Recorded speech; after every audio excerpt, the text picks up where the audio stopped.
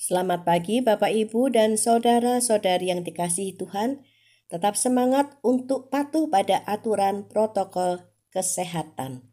Injil Lukas pasal 10 ayat 33 sampai 35 berkata, "Lalu datang seorang Samaria yang sedang dalam perjalanan ke tempat itu.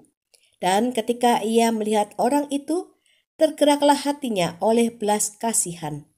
Ia pergi kepadanya, lalu membalut luka-lukanya, sesudah ia menyiraminya dengan minyak dan anggur. Kemudian ia menaikkan orang itu ke atas keledai tunggangannya sendiri, lalu membawa ke tempat penginapan dan merawatnya. Keesokan harinya, ia menyerahkan 2 dinar kepada pemilik penginapan itu, katanya, 'Rawatlah dia, dan jika kau belanjakan lebih dari ini, aku akan menggantinya waktu aku kembali.'"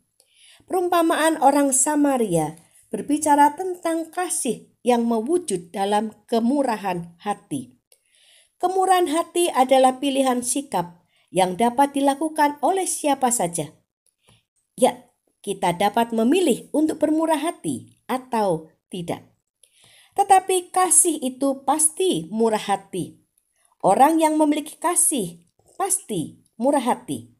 Karena kasih akan menggerakkan seseorang untuk dengan berani memberikan yang terbaik kepada orang lain.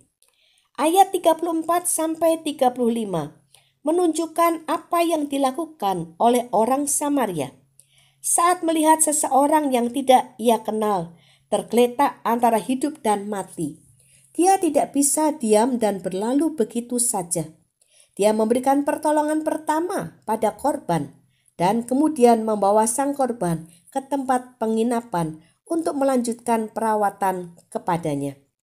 Tidak hanya sampai di situ, karena ketika orang Samaria ini harus melanjutkan perjalanannya, dia menitipkan perawatan korban kepada pemilik penginapan dengan janji akan melunasi biaya apabila ada kekurangan.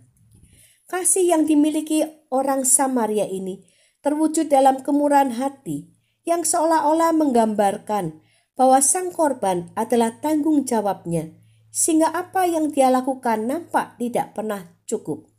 Kasih yang dimilikinya tidak dibatasi oleh suku, agama, dan ras, begitu luas dan mulia. Kisah ini adalah perumpamaan yang diberikan Yesus kepada ahli Taurat yang datang untuk mencobai Yesus.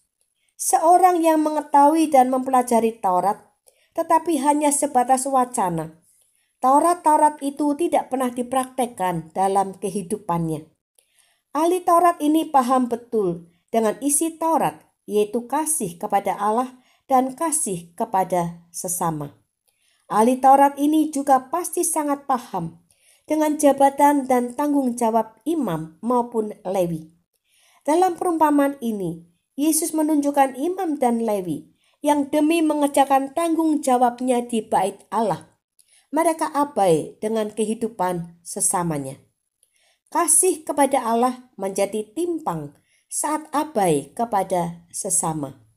Karena kasih kepada Allah dan kasih kepada sesama adalah satu kesatuan yang tidak dapat dipisahkan. Tuhan Yesus menggunakan perumpamaan tentang orang Samaria yang murah hati ini saat menjawab ahli Taurat untuk menjelaskan kepada kita bahwa firman Allah itu bukan sekedar wacana dan pengetahuan, tetapi perintah Allah yang harus dilakukan. Ahli Taurat yang setiap saat bergulat dengan Taurat tidak melakukannya, sementara orang Samaria yang selalu dianggap kafir justru melakukannya dengan sangat baik. Melalui perumpamaan ini, Tuhan Yesus juga menunjukkan bahwa kasih mestinya dilakukan tanpa batas. Dan kalau kita mengasihi, kita tidak dapat tidak bermurah hati.